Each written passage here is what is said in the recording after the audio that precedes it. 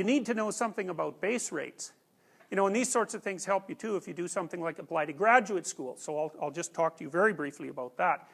If you're going to apply to any place where you have a low probability of getting in, law school, graduate school, medical school, business school, some of what predicts whether or not you get in is grades, letters of reference, and your scores on the, on the standardized tests. Those are important. Grades are the most important, and then performance on the standardized tests.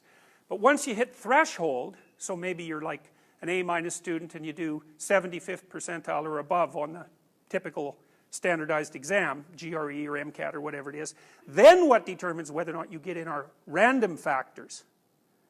So, and you need to know that, because all the time when you're trying to progress in your life, some of whether or not you progress is going to be dependent on you, your intelligence and, your diligence and perhaps your creativity and your emotional stability and other things that we've talked about. But some of it is just the variation in the marketplace, and it's random.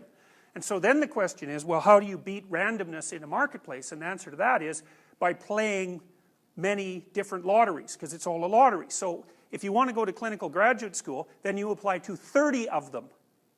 Not 2 or 3 or 4. 30. And there's about that many in Canada that are accredited now, and there's schools in the US that you can apply to. And that's hard, and it costs, I think, $50 to $75 an application, but that's trivial. Like, that's nothing. That's an investment. You don't worry about that. You borrow for that if you have to. And then you might say, well, I don't want to go to, some little ratty town somewhere in northern Ontario, say, or there's ratty little towns everywhere.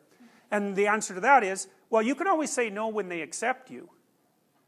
Right? So maybe you'll get lucky and you'll get to go to somewhere you want to go, or you think you want to go, and fine, go there. But maybe you won't get so lucky, but someone will offer you a place at a smaller institution. Well, then you have to think, are you sure that there's not more opportunity at that smaller institution than you can make use of?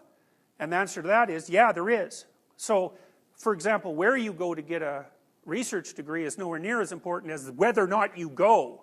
So the difference between no degree and a degree is way bigger than the difference between where you got your degree.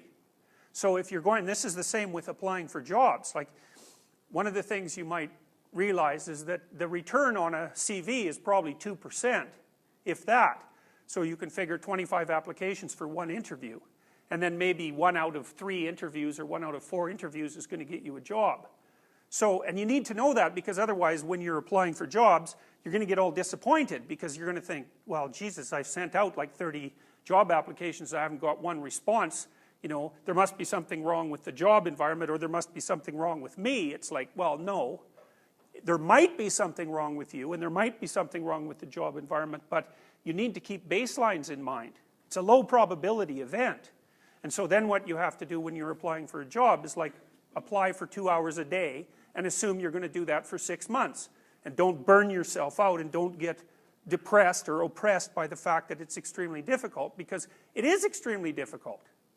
So it isn't a commentary on you, and it's not a commentary on society. It's just that it's a low base rate phenomena. Lots of jobs that are posted aren't really, they don't even exist. The companies are just trying to keep a turnover of hot resumes. Some of them they've already picked a candidate, lots of places, but they have to advertise by law, so there's a whole bunch of reasons why you're not going to get called back. It's not the right day when they pick up your resume. They've been flooded with resumes. There's all sorts of reasons. So anyways, baselines matter. So